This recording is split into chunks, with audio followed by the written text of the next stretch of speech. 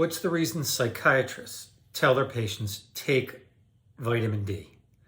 It's because of the complex nature of vitamin D and its effect on mood and overall nerve health. Vitamin D is a misnomer. This is a steroid hormone. It's the only vitamin the body can make, so I don't think we should call it a vitamin. Let's call it a steroid hormone. The effects of vitamin D are throughout the whole body. Vitamin D is involved in 1/24 of all genetic material, meaning it stimulates 1/24 of the genome. It turns on 1/24 of all the genetic material. Vitamin D is involved in every cell in the body. There's a receptor for vitamin D in every cell in the body. It goes to the cell membrane and it goes to the nucleus where it turns on genetic material to make proteins which make our body, make all the receptors and everything that goes on in the body. So what's the story behind vitamin D? Well, vitamin D3 is cholecalciferol. Where do we get that from? Well, remember sun, UVA, UVB. UVA is what goes through the window of your car and makes your face all wrinkly and hot. UVB is what turns on production of vitamin D. So if you're behind your car, you're not going to make vitamin D because the glass filters it out. So when you get sun in your skin is like a factory for vitamin D. You have something called 7-hydroxycholesterol, a cholesterol molecule. And that molecule, when it's when there's sunlight or UVB ultra light, your vitamin D, your 7-hydroxycholesterol, is turned into cholecalciferol. That's vitamin D3. Ergo calciferol is vitamin D2, and that's made from plants. So you could eat plants and get some vitamin D, but you need to eat a lot of plants because there's not that much in it. What else has cholecalciferol? Well, livers, beef liver, polar bear liver. What else? Tuna, swordfish, mackerel, salmon, cod. What are those called? Mushrooms. There's shiitake mushrooms, egg yolk. So all those things, you could eat all the plants and all the mushrooms and fish that are high fatty fish in cholecalciferol. You still don't probably get enough. You need the sunlight. So ergocalciferol is from plants. Cholecalciferol is found in some fatty fish, egg yolk, beef liver, cod liver oil. Remember your mother said drink cod liver oil because it had vitamin D. Now, when you get sunlight, the 7-hydroxycholesterol in your skin is turned to cholecalciferol. Now, is that enough? That's vitamin D3. Ergocalciferol is vitamin D2. So when you're buying at the store, buy vitamin D3. I'll recommend a product later. So once the body makes cholecalciferol by taking 7-hydroxycholesterol, sunlight, UVB radiation, and converting it to cholecalciferol, it goes to the liver. That 7-hydroxycholesterol, remember OH is hydroxy, so that's the first hydroxy. It goes to the liver where 25-hydroxylase converts it to, it takes the carbon 25 and puts another OH hydroxy group on that cholecalciferol, which has 1 hydroxy. Now it becomes calcidiol, which has 2 hydroxys, diol, 2. And then it goes to the kidney where it becomes, there's an enzyme called 1-alpha hydroxylase, which converts it into the active form cholecalcitriol, 3 hydroxys. It just, the alpha-1 hydroxylase puts another OH onto that molecule, making it calcitrol, which triol, 3 hydroxys, 1-alpha hydroxylase converts it into that calcitriol. Now, the kidney is not the only place that can make active vitamin D. Your lungs can do it, and other areas in the body, the thymus possibly, lymph nodes, have vitamin D receptors. Now, what does vitamin D, the calcitrol, do in the body? Well, we know one thing. It goes to the intestines and it helps absorb calcium, phosphorus, and magnesium, and it maintains a healthy calcium level, which we build bones from. Remember, your mother always said you need to get cod liver oil to build healthy bones. Well, she was right, but you needed that cod liver oil plus sunlight and healthy intestines, a healthy liver, and a healthy kidney to make healthy calcitrol. Also, it goes to the kidney, not only activates the active form of vitamin D, but it also tells the body, don't pee out calcium, keep it in the system. So that's another way that vitamin D is involved in calcium homeostasis, keeping calcium at a normal level. Now, another way is the bone. It could tell the bone to release calcium, or the bone can absorb calcium, and vitamin D is involved in that process. Great, but there's something else I want you to hear. Vitamin D, calcitrol, the active form of vitamin D, has to go into the blood. It also needs vitamin A. It forms like this protein complex. And that protein complex is involved in activation of tryptophan hydroxylase. Tryptophan is the amino acid in which serotonin is made from. Remember, serotonin makes you feel good, regulates your mood. It helps people become social, romantic interests, controls appetite, helps with our intestines, helps with nausea. It also is involved in weight regulation, and it's also involved in sleep. Remember, serotonin goes to melatonin for sleep. And vitamin D is involved in this whole cascade. So without vitamin D, you're really in trouble. Also, calcium is, the normal calcium levels are maintained by vitamin D. Calcitrol, it's, I think, 1-hydroxy-25 D3 is the active. Calcitrol is the active vitamin. It's a steroid hormone. Also, that hormone maintains normal calcium, absorbing it from the kidneys, the intestines, and the bone. Make sure we have blood calcium. You know what you need blood calcium for? Every single neuron in the body, every single brain cell, every single central nervous cell, peripheral nervous cell needs calcium for conduction of nerve signals. I discussed it in a previous talk where there's an anion gap created by the positively charged calcium, causes a gap in action in charge, and then when it's disrupted, it causes an action potential, which causes conduction down the neuron. Well, okay, so now we know it makes serotonin by stimulating tryptophan hydroxylase, and serotonin also gets turned into melatonin. We know what serotonin does. We know melatonin helps you sleep from the pineal gland. But what else does this vitamin D do? It maintains calcium, which is involved in every single conduction of every single nerve, but also every contraction of every muscle cell needs calcium. There's more to it. In order to have a healthy mood, you need testosterone and estrogen. Well, vitamin D is responsible for normal testosterone and estrogen production. It is involved in cells in the testes and the ovaries. It gets more. Vitamin D is also involved in blood sugar levels. If you don't have adequate vitamin D, you may become insulin resistant and have high blood sugars, which makes you very moody and depressed and erratic. Vitamin D is involved in preventing insulin resistance, which is basically diabetes. So vitamin D is needed to maintain normal blood sugar.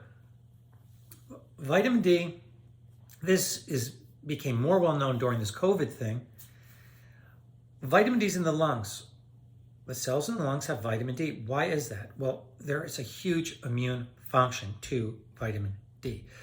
Not only is it in the lungs, cells for vitamin D, but it becomes activated from calcidiol to calcitriol from alpha-1 hydroxylase in the alveoli, in the lung tissue, in the lung cells. Why would that be? It is believed to be that it stimulates monocytes, macrophages, to eat bacteria. These are big cells that sort of gobble up bacteria, but also it stimulates peptides, like peptide chains, amino acid chains that are involved in lymphocyte activity. B cells, which form antibodies, form peptides which attack viruses. Plasma cells are involved in this immune response, are all vitamin D mediated. So if you have low vitamin D levels, your immune response in your lungs is down. I wonder if there's a connection between obesity, where because this is a fat soluble vitamin, means it's absorbed by the fat cells and becomes taken out of activity by the fat in people who are obese, and thus making the active form calcitrol less available to act in the lungs in obese people. So in obese people, they are more prone to COVID and they die from COVID. I wonder if it's because of they have low levels of vitamin D in their lungs, because the vitamin D is sucked up by all the fat cells they have. Vitamin D may also be lowered in people with poor nutrition. So very thin people and very obese people may be low in vitamin D. Vitamin D may also be low in people who don't get enough sunlight, because you can't really eat enough. Unless you supplement, you're not going to get enough vitamin calcitrol or cholecalciferol in your system, which is the prodrug of calcitrol. So you need sun. I wonder if maybe those people who are obese, because they're obese, they don't exercise as much, and that's why they're vitamin D3 deficient. That's why they're vitamin D deficient. It's unclear. So the immune functions of vitamin D are huge. So we talked about its calcium, its role in bone formation, its role of maintaining a healthy calcium, but its role in the immune system may be bigger. It also has a role in cells which start mutating. It shuts them off or it fixes them. Vitamin D. So it can be involved in cancer and treatment of cancer. Something else, vitamin D, I mentioned how it affects the pancreas, where insulin is secreted and prevents insulin resistance. They did a study in 32 postmenopausal women, and they found that the higher level of vitamin D correlated with lower weight. I wonder if vitamin D is involved in weight loss, and I think it is. It's also found in the skin. It's found in the heart, our vessels, our muscle, our kidneys. It's also involved in the renin, angiotensin, aldosterone system, which maintains blood pressure. So vitamin D may play a role in blood pressure, fighting cancer, immune, virus protection, bacterial protection. It's involved in absorption of nutrients from our intestines. It's involved in our kidneys. It has immune functions in our thymus, our lymph nodes. So vitamin D is in every cell. So it's not just about calcium, no. And it's also involved in mood, as I described, because vitamin D is responsible for activating tryptophan hydroxylase, which goes tryptophan to serotonin. That's why psychiatrists are so consumed with it. Every cell in the body has a vitamin D receptor, and every cell in the body needs, vitamin D controls calcium levels, and every cell needs calcium for conduction. Every nerve cell needs calcium in the skeletal muscle to contract. So what's a healthy level of vitamin D? A healthy level is 20 to 30 nanograms per ml. Now, I've been reading that they're thinking 40 to 60 on an evolutionary scale may be more healthy and maybe more protective to the body. And there are some nutritionalists and even researchers who are saying, well, higher levels of vitamin D are responsible for decreasing inflammation and decreasing the body having an overactive immune response. Like if you have too many cytokines, which cause the immune system to sort of overreact, like in COVID, vitamin D calms it down. Rheumatoid arthritis, lupus, Crohn's, ulcerative colitis. These are all immune disorders, and it's found that vitamin D modulates the immune system and calms it down when it's too high, and ramps it up when it's too low. So it's an immunomodulator. There's something called C-reactive protein, which measures inflammation, and that goes down when vitamin D goes up. What's it called when you have too little vitamin D? That would be called rickets, and it happens in kids, and their legs get bow-shaped like this. They get osteomalacia, really soft bones, because they don't have enough calcium to form strong bones. Vitamin D is a fat-soluble vitamin, meaning it's stored in your fat, and it can become toxic. It's not water-soluble where the body just flushes it out. It stores it, and it can build up to toxic levels. Now, have I ever seen that in someone who is just living normally, even supplementing with vitamin D, having a vitamin toxicity of vitamin D? No. Have I read about it? Arctic explorers who ate polar bear livers all the time, which are loaded with vitamin D, became toxic. They became psychotic, acted weird, and had all sorts of heart, intestinal problems. So unless you go really crazy with vitamin D, it's over 60,000 international units a day, or 100,000, you're not going to really be toxic from vitamin D. Vitamin D is a member of a family of fat-soluble vitamins A, D, E, and K. Also, to activate vitamin D, you need vitamin A. Vitamin A, it helps form the protein complex in the blood with vitamin D binding proteins, and it moves it around the blood. Calcitrol is what we measure in labs to determine your blood level of vitamin D. If it's high or low, we determine you to be high or low vitamin D. Okay, so I tell patients, I want you to take a vitamin D supplement. Do you take D2 or D3? Well, D2 is ergocalciferol, which is the plant. It can work. It gets converted to calcidiol by the liver, and then to calcitrol by the kidney and other areas of the body, like lung, thymus. But use vitamin D3. I think it's easier on the body, and it works better. Now, to absorb vitamin D, you need vitamin K2. So a mixture of the two is what's needed. So I always tell my patients, get a product that has vitamin D3 and K2. This is just one, Emulsi D3 Synergy. It has both, can you see that? It has both vitamin D3, cholecalciferol, and vitamin K2. So that would be very important.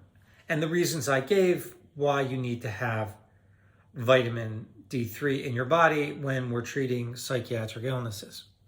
It also is involved in so many other things. It's a little mystical with vitamin D3 as I was doing the research on it, because it's really not known completely.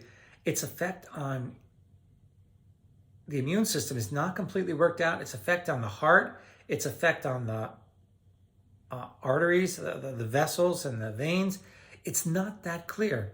Its actual role in weight and insulin is not completely clear. So there's a lot of work to be done with vitamin D. There's so much more than just maintaining calcium. I don't even think that's its major role. I think it's got more to do with the immune system. Anyway, there's more. I talk about different lectures. I have different blogs, dragresti.com. I think there's over 200 blogs. Hope everyone's enjoying my videos. I appreciate the comments, and a shout out to people in United Arab Emirates who are back being popular watching my videos. But the mainstays of people watching my videos are Canada, UK first, Australia, then Canada, and then United Arab Emirates. I have no clue why. Thanks a lot.